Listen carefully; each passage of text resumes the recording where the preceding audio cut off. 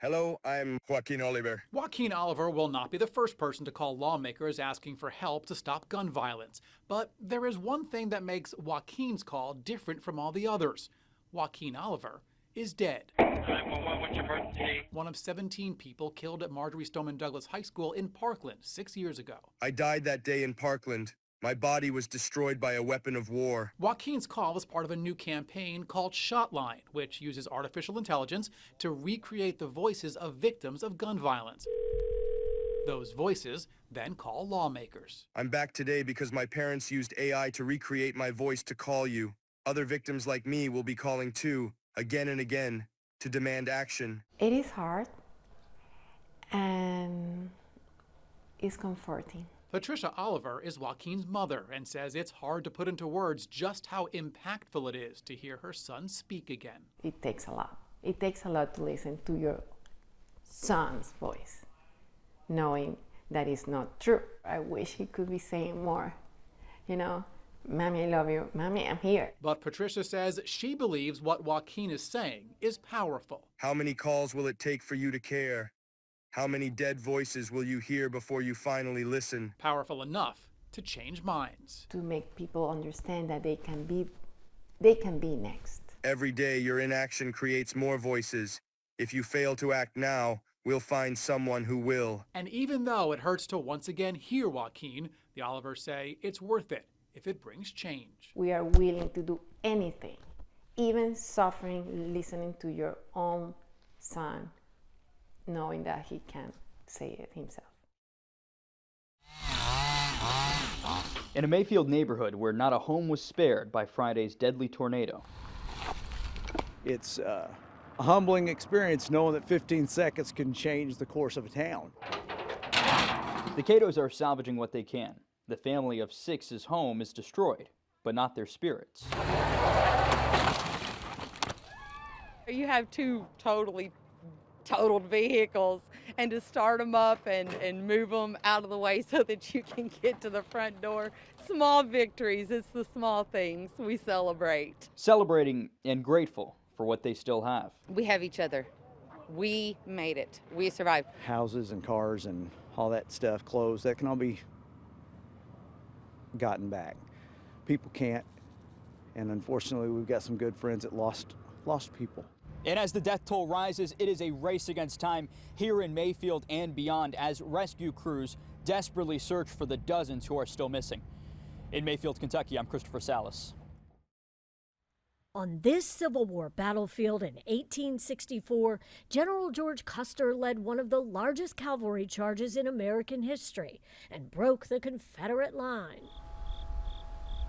Today, the Fort Collyer site is battling a much smaller enemy. This looks like a female right here. The spotted lanternfly. This is pretty much a typical spotted lanternfly infestation. The invasive pest from Southeast Asia has been rapidly munching its way through landscapes since discovered 7 years ago in Pennsylvania. We now have established infestations in more than 11 states. The bug has caused tens of millions of dollars in damage. They excrete a sugary solution known as honeydew. It collects on the surface of the plant and it forms a substrate for the growth of a non-pathogenic fungus called sooty mold. Among its favorite targets, fruit trees and vineyards. They'll kill you fine. The level of concern is high at Brede Family Vineyards. Right now, on average, I see about 20 of these a day. So Paul Brede is in battle mode, taking them out as soon as he spots one. This is our livelihood. His area of Virginia so infested it's under quarantine. We've seen it spread from nearly a square mile of infestation to well over 200 square miles. Back at the Civil War battlefield, researchers have set up a test field for spotted lanternfly research. The USDA has imported parasitic wasps from Asia that could eventually be deployed to attack this invasive species. Until then, experts advise using insect spray or The easiest way to approach them is actually from the front. capture and kill Smash, brush them off and stomp on them. to take this enemy out. In Winchester, Virginia, I'm Sally Kidd. The FBI collected more than 150,000 pieces of evidence from the 9/11 crash site. I talked with first responders and FBI agents about the vital evidence they collected here in Shanksville, Pennsylvania. That's definitely something that sticks with me. It's been 20 years since Keith Kuster responded to this plane crash near Shanksville, Pennsylvania on September 11, 2001. The former volunteer firefighter recalls the scene as if it was yesterday. One of the first things that caught my attention was the smell, jet fuel. Investigators say the Boeing 757 was traveling upside down when it slammed into the ground at nearly 600 miles per hour, blasting debris everywhere. The biggest piece of the plane that I saw was about the size of a car hood. It was probably 6 by 6. It had 3 windows in it, and it was up in a tree. The impact pushed some parts of the plane below the ground. Tim Gallagher is now a managing director with risk management firm Kroll.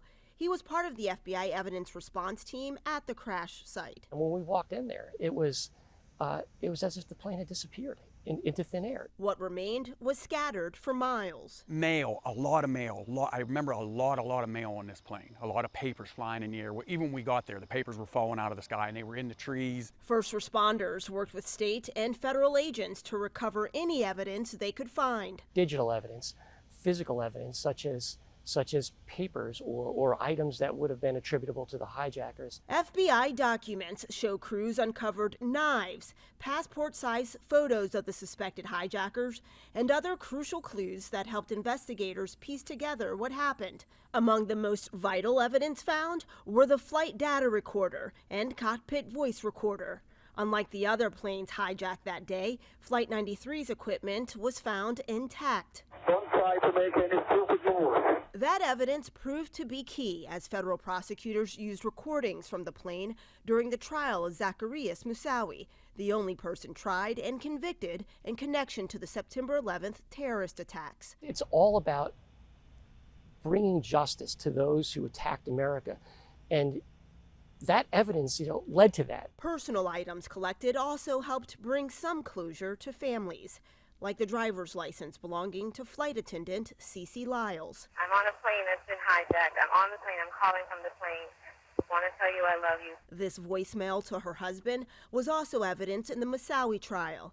It's one of hundreds of voice recordings and mementos that are on public display at the Flight 93 Memorial. We do have part of the plane wreckage that is on exhibit. Curators also collected nearly 800 oral histories from investigators, witnesses, and those who knew the victims. All come together to form a really remarkable record of Flight 93 specifically. Those on board remembered for the countless lives they saved by fighting back against the hijackers, foiling plans to attack the U.S. Capitol. So the actions of those people on that plane, those heroes, saved this building that's right behind us right now.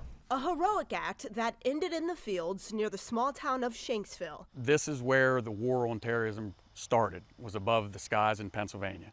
And 5 men remain in Guantanamo Bay's prison on charges related to the September 11th attacks. A trial date had been set for earlier this year, but was postponed partly due to COVID-19. A new trial date has yet to be set. At the Flight 93 Memorial, I'm Bree Jackson. You want to start from the middle? Whichever you want to start. James Marty Muldoon can't wait until he's able to draw a spiral without his hand shaking.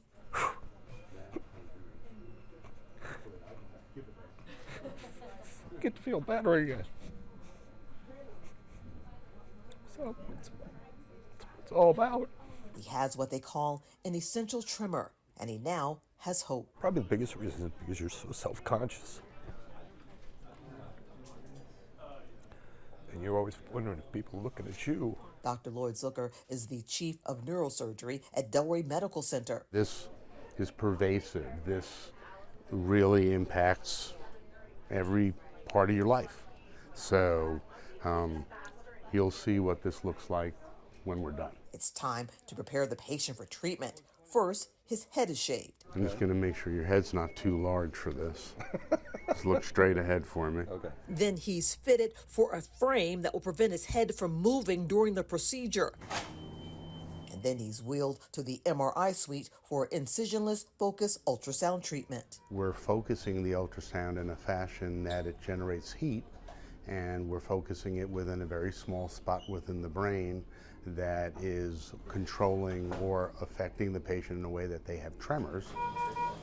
It uses beams of ultrasound to create a permanent lesion in the area of the brain responsible for the tremors. The patient's progress is monitored throughout.